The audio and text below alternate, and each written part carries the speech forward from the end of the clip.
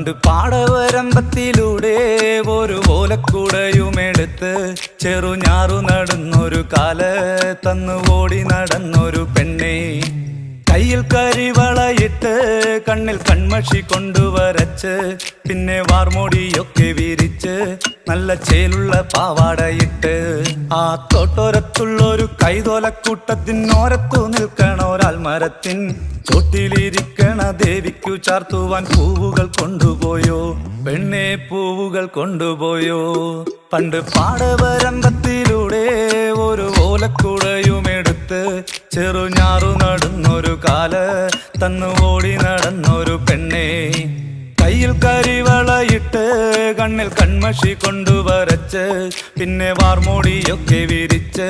നല്ല ചേലുള്ള പാവാടയിട്ട്